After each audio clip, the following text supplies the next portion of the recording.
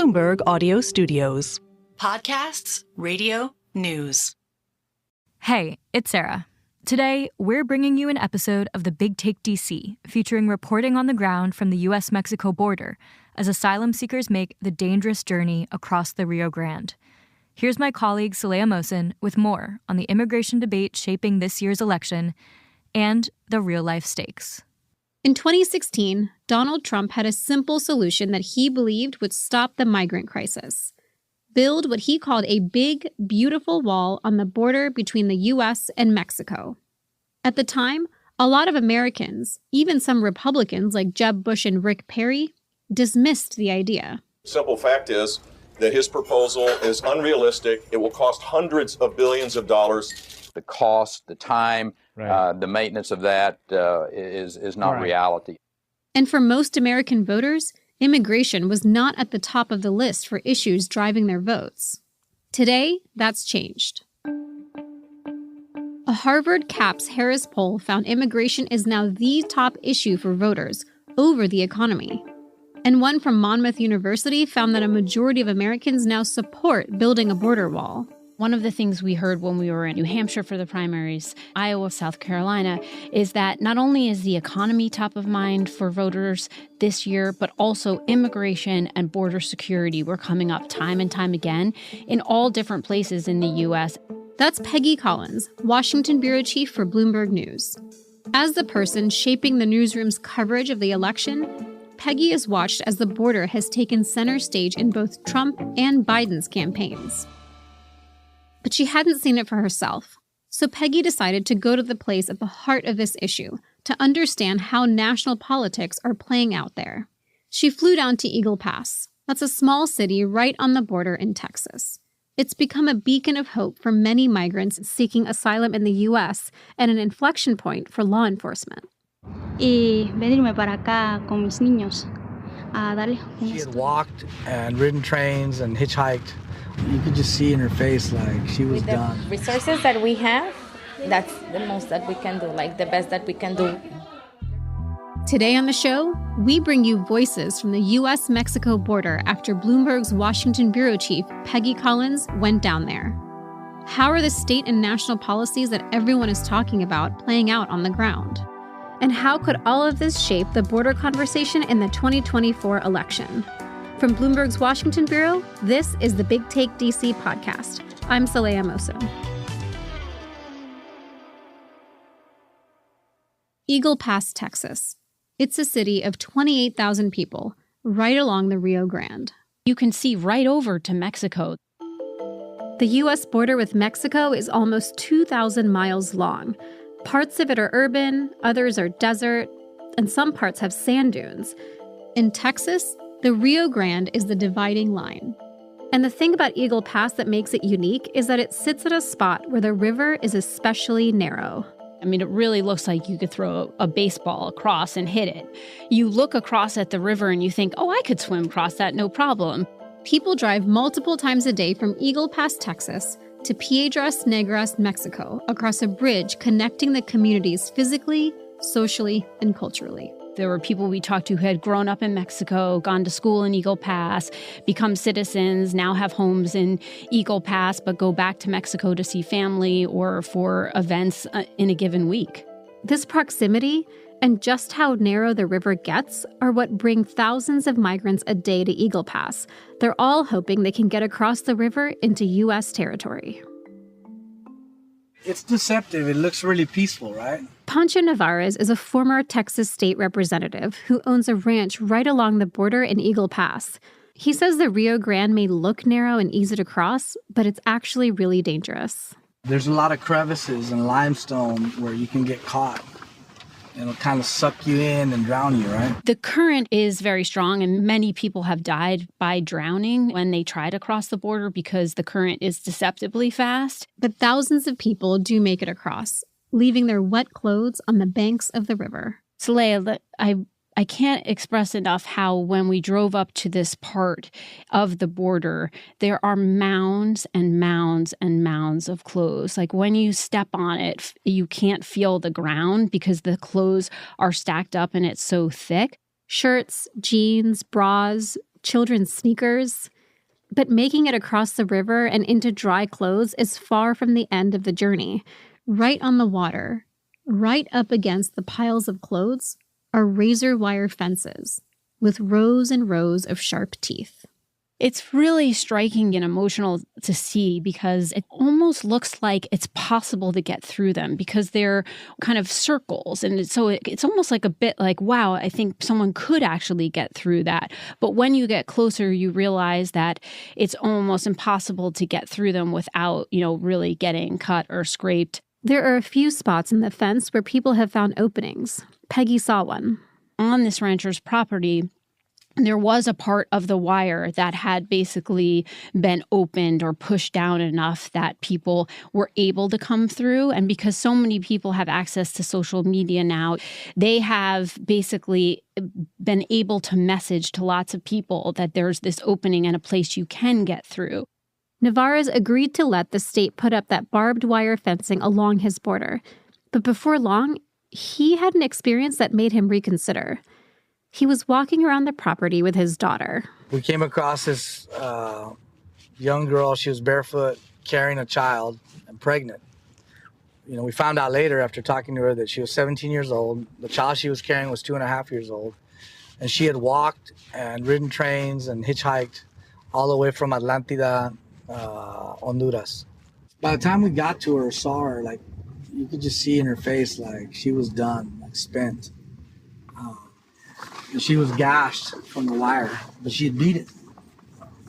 And so what it instantly told me is that somebody who's walked 3,000 miles and ridden trains and hitchhiked and probably been beaten and robbed is not going to be stopped by that. I've been talking to the guard, and I told him I want this out because it's inhumane and doesn't do anything. Generally, it's up to the federal border patrol agents to police the U.S.-Mexico border. But Texas Governor Greg Abbott says the Biden administration isn't doing enough to prevent illegal crossings. In fiscal 2023, officials encountered almost 400,000 migrants crossing the border into the Del Rio region where Eagle Pass is located. So Abbott took matters into his own hands. He took aim at one place in particular, a spot right on the water called Shelby Park. In January, Abbott sent in the Texas National Guard and created a militarized zone. They blocked out federal border patrol agents and put up new barriers, razor wires, and buoys, all to discourage migrants from trying to cross the river. It was the shipping containers first, and then it was the concertina wire. And then there's a new barrier. I'll show you right now. It's like a fence. It's called an anti-climb barrier. Lieutenant Christopher Olivares works for the Texas Department of Public Safety. He showed Peggy the new reinforcements at Shelby Park. This was ground zero. It used to be. If you remember back in December, there was a lot of, video images from other media outlets where you would see thousands that were kind of grouped here in this field. That's where this was taking place. Do you see a marked difference in terms of the volume of people coming through here as a result? Yeah. So in December, we're averaging, probably in the last 2 years, a little over 2,000 crossings a day. A day? In this area. Here at Shelby Park and even outside of Shelby Park in the close proximity. And then when National Guard took over the park, secured the park, put up more barriers, more fencing, more wire. Ever since then, it's been a 90% decrease in illegal crossings at Shelby Park. 90%. Abbott and other Republican lawmakers count this as a win. But some argue that the dip in crossings could be seasonal, something we see every year during the winter. And Pancho Navarez believes that even if crossings are down at Shelby Park, it just means that people will find another spot at the border to cross. He told Peggy that he sees all of this as a political stunt. Having us under siege, if you will, makes it look good for them. And the truth is, we're fine. But what we need is people to stop believing that somehow this protects anybody, because it doesn't. You don't really care about this crisis other than to mine it for votes. When it comes to using the issue for votes, it's worth noting that bipartisan immigration legislation has been held up in Congress. Biden has blamed Republicans for that, saying they don't want to pass it and let him take credit. Meanwhile, calling in the National Guard was just one of Governor Abbott's moves. The other one that's gotten a lot of publicity? Busing migrants to other states up north. We get into the political consequences and the human consequences of the busing after the break.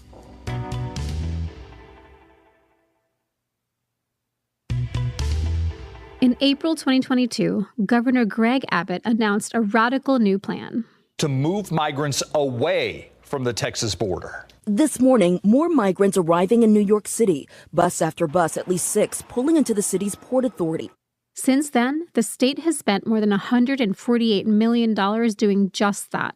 It's been a very effective tool in forcing the issue onto Democrats and President Biden's agenda. Biden is in a tricky spot. He can't tout high numbers of turnaways at the border without angering progressives, who are pushing for a more sensitive and humane approach to border policy. But he also needs to do something to show voters around the country who are increasingly concerned about immigration policy that he's taking it seriously. Here's Washington Bureau Chief Peggy Collins again. I think in the last few months, as the issue has become so intense and as the volume of people going through places like Eagle Pass has just exploded, the Biden administration has realized that it does have to have a stance on this, be able to point to ways that they are trying to help it, or ways that they can say, look, we tried to do this, but Republicans are not allowing us to do this. In February, Biden took a visit to a border town some 300 miles from Eagle Pass. And you can hear him trying to convince the people there that he's been trying to get stuff done with the most recent border bill that's making its way through Congress. But he says that Republican lawmakers are standing in his way. I want the people to understand clearly what happened here. This bill was in the United States Senate, was on its way to being passed. Then it was derailed by rank-and-file politics, partisan politics. But meanwhile, down the river in Eagle Pass on the exact same day was his opponent. This is a Joe Biden invasion. This is a Biden invasion over the past 3 years. Peggy spoke with a city official during her visit who said that all these stump speeches are not helping people on the ground. They said that sometimes it's frustrating because people will come and take a photo op and then leave, and they feel like they need help now, and they can't wait till the election, and they don't want to be pawns in this political back and forth. What we need is for people to really sit down and try to do immigration reform in some ways. Peggy also met migrants who had just crossed the border into Eagle Pass. One of them was Nancy Lopez, a mother of 2. Salí porque I left because I was attacked by the father of my children, and I was afraid of being there, so I left. I came here with my kids to give them an education and to work.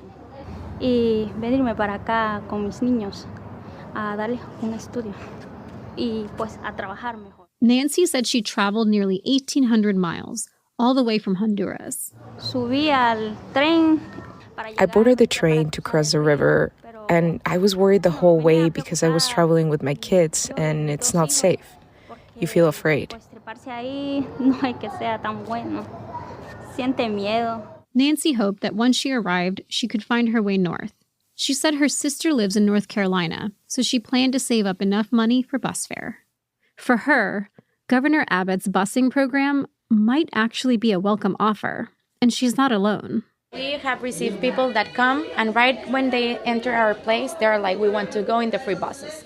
That's Valeria Wheeler, the executive director of a nonprofit called Mission Border Hope. The organization gives recently arrived migrants basic support: shelter, clothing, food, phone lines to call their families. Valeria said that those migrants have been increasingly showing up and asking about Abbott's buses, which they heard about on TikTok. It's like, hi, I'm in New York. I took a bus from Eagle Pass to New York for free. Critics say that Abbott's busing program is using migrants as human political tools, trying to overwhelm social services in northern cities that are unprepared for this sort of influx. But it's complicated for people like Valeria, who are on the ground providing care to hundreds of thousands of migrants who cross the border into her city each year.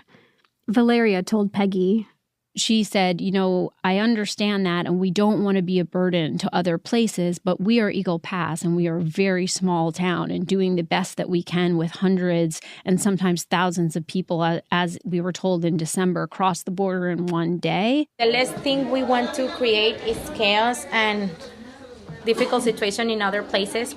With the resources that we have, that's the most that we can do, like the best that we can do. And she was saying, look, I hear you, but also we're very small, and places like New York and Chicago are much bigger, so we do need some help here. Peggy saw things that stunned her.